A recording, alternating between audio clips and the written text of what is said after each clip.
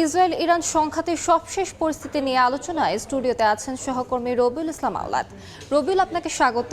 আমরা যেমনটা জানি যে প্রতিনিয়তই বেড়ে চলেছে ইরান ইসরায়েল সংঘাত, এ সম্পর্কে আপনার কাছে সবশেষ কী তথ্য আছে আমাদেরকে জানাবেন।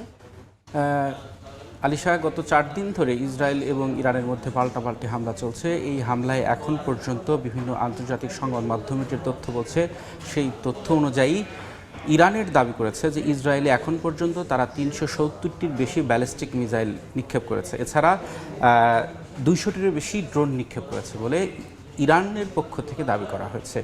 অন্যদিকে ইসরায়েল ইরানে পাল্টা যে হামলা চালিয়েছে, সেখানে তারা বলছে যে ইরানে এখন পর্যন্ত 780টি হামলা চালিয়েছে, এর মধ্যে বেশিরভাগই সামরিক স্থাপনা এবং পরমাণু প্রকল্পে।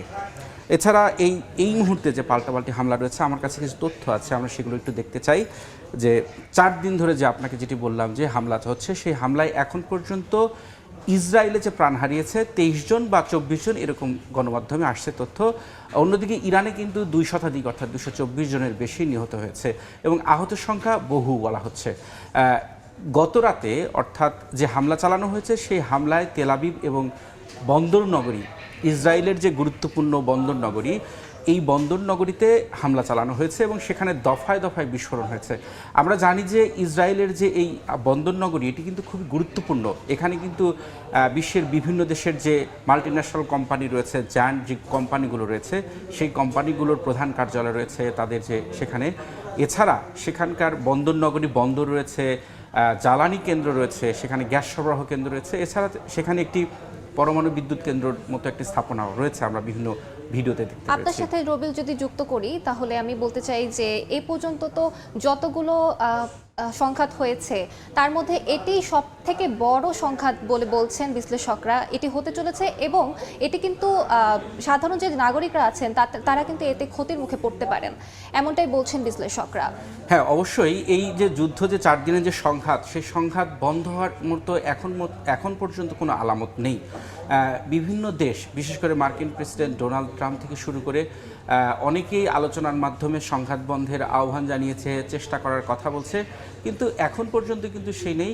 এখন এই পর্যন্ত আপনি যে আগের প্রশ্ন করেছিলেন যে এই যুদ্ধের প্রভাব বা বিস্তারটা কতটুকু হতে পারে বা যুদ্ধ বন্ধের কোনো ইঙ্গিত পাওয়া যাচ্ছে কিনা, এখন পর্যন্ত আপনি যদি বলেন মোটেই না, যুদ্ধ বন্ধের এখন পর্যন্ত তাৎপর্যপূর্ণ কোনো ইঙ্গিত নেই। কারণ এরই মধ্যে দক্ষিণ চীন সাগরে যে মার্কিন রণতরী রয়েছে, সেই রণতরীও কিন্তু মধ্যপ্রাচ্যের দিকে রওনা হয়েছে। তার মানে পরিস্থিতি আরও উত্তপ্ত হয়ে উঠছে। এরই মধ্যে মার্কিন প্রেসিডেন্ট ডোনাল্ড ট্রাম্প কিন্তু বলেছেন যে সর্বসম্মতিভাবে সব ধরনের পাশে থাকবে ইসরায়েলের, অর্থাৎ যুক্তরাষ্ট্র যদি ইসরায়েলের পাশে থাকে, সেই ক্ষেত্রে কিন্তু যুদ্ধের মাত্রা আরও বাড়তে পারে বলে ধারণা করা হচ্ছে। আমাদের কাছে আরও কিছু তথ্য আছে, আমরা একটু দেখে নিতে চাই। যে এই মুহূর্তে ইরানে যে 2 মোসাদ সদস্যকে গ্রেপ্তার করা হয়েছে, ইরান দাবি করেছে, এবং সামরিক সরঞ্জাম উদ্ধার করেছে। ইরানের যে নিরাপত্তা বাহিনী, সেই নিরাপত্তা বাহিনী কিন্তু বলেছে যে তাদের কাছে সেখানে ড্রোন তৈরির সরঞ্জাম ছিল।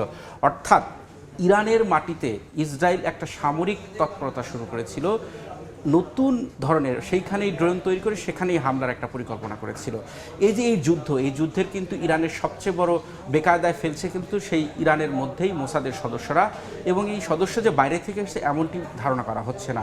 বিভিন্ন সংবাদ মাধ্যম বলছে যে ইরানের সরকার বিরোধী যারা রয়েছে, রেজা পাহলভি থেকে শুরু করে যে ছিল, তার যারা সমর্থক রয়েছে, সেখানে তাদেরকেই মোসাদ ট্রেন করেছে, প্রশিক্ষণ দিয়েছে এবং তাদেরকে সরকারের বিরুদ্ধে, ইরানি বাহিনীর বিরুদ্ধে লড়াইয়ের মতো এক ধরনের প্রস্তুতি নিয়ে তারা তৈরি করেছে। আরেকটি বিষয় যে এখন তাৎপর্যপূর্ণ তথ্য, যে ইরান যে পরমাণু বিস্তার যে একটা চুক্তি ছিল, সেই চুক্তি থেকে বের হয়ে যাওয়ার জন্য তাদের পার্লামেন্টে একটি বিল তুলবে বলেছে। এছাড়া আরও একটি বিষয় যে হলো যে ইরানের যে প্রেসিডেন্ট মাসুদ পেজেশকিয়ান, তিনি বলেছেন যে পরমাণু অস্ত্র তৈরি করার ইচ্ছা এই মুহূর্তে তাদের নেই। যার পশ্চিমা দেশগুলো যে বারবার অভিযোগ করছে যে পরমাণু অস্ত্র তৈরি করা যাবে না, যদি অস্ত্র তৈরি করা হয় তাহলে তার জবাব দেওয়া হবে, এই যুদ্ধের সূত্রপাত যে কারণে। কিন্তু ইরানের যে প্রেসিডেন্ট সাফ জানিয়ে দিয়েছেন যে তাদের পরমাণু অস্ত্র তৈরির কোনো ইচ্ছা নেই। আরেকটি বিষয় যে ইরানের যে শাসন ব্যবস্থার পরিবর্তন চায় ইসরায়েল।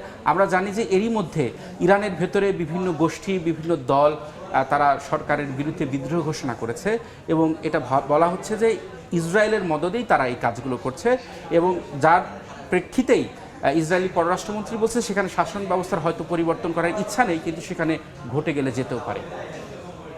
আপনাকে অসংখ্য ধন্যবাদ। আপনাকেও ধন্যবাদ। ইরান এবং ইসরায়েলের সংঘাতকে নিয়ে তথ্য দিচ্ছিলেন সর্বশেষ আমাদেরকে রবিউল।